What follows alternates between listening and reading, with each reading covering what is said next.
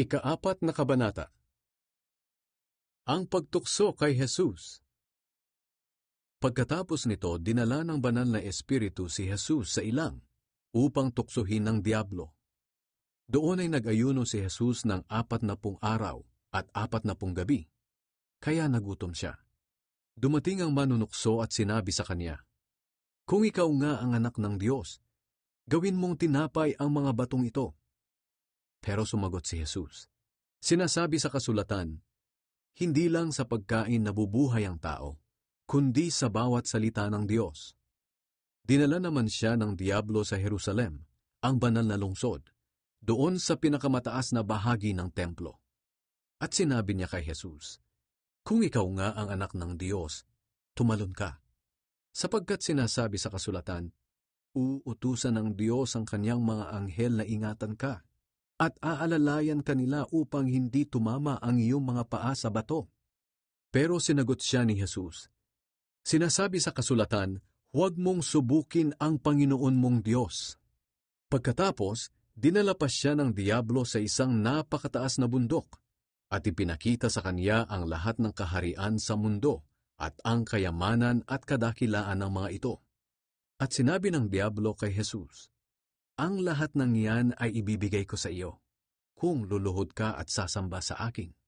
Pero sinagot siya ni Jesus, "Lumayas ka, Satanas, sapagkat sinasabi sa kasulatan, sambahin mo ang Panginoon mong Diyos at siya lamang ang iyong paglingkuran." Pagkatapos nito, iniwan na siya ng diablo. Dumating naman ang mga anghel ng Diyos at naglingkod sa kanya. Sinimulan ni Jesus ang kanyang gawain. Nang mabalitaan ni Jesus na nakulong si Juan, bumalik siya sa Galilea. Pero hindi na siya nanirahan sa Nazaret, kundi sa Capernaum, isang bayan sa tabi ng lawa ng Galilea at sakop ng Zabulon at Naphtali. Sa ganitong paraan ay natupad ang sinabi ni Propeta Isaias, "Ang lupain ng Zabulon at Naphtali ay daanan patungo sa lawa at nasa kabila ng ilog ng Jordan. Ang mga lugar na ito'y sakop ng Galilea at tinitirahan ng mga hindi Hudyo. Nabubuhay sa kadiliman ng mga tao roon, ngunit makakakita sila ng matinding liwanag. Kahit nasa kadiliman sila at natatakot mamatay, maliliwanagan sila." Simula noon nangaral na si Jesus. At ito ang kanyang mensahe, "Pagsisihan na ninyo ang inyong mga kasalanan, dahil malapit na ang paghahari ng Diyos." Tinawag ni Jesus ang 4 na mangingisda. Habang naglalakad si Jesus sa tabi ng lawa ng Galilea, nakita niya ang magkapatid na mangingisdang sina Simon na tinatawag na Pedro at Andres na naghahagis ng lambat. Sinabi ni Jesus sa kanila, "Sumunod kayo sa akin, at gagawin ko kayong mangingisda ng mga tao." Iniwan nila agad ang kanilang mga lambat at sumunod sa kanya. At habang patuloy sa paglalakad si Jesus, nakita niya ang magkapatid na sina Santiago at Juan na mga anak ni Zebedee. Nakaupo sila sa bangka kasama ng kanilang ama at nag-aayos ng lambat.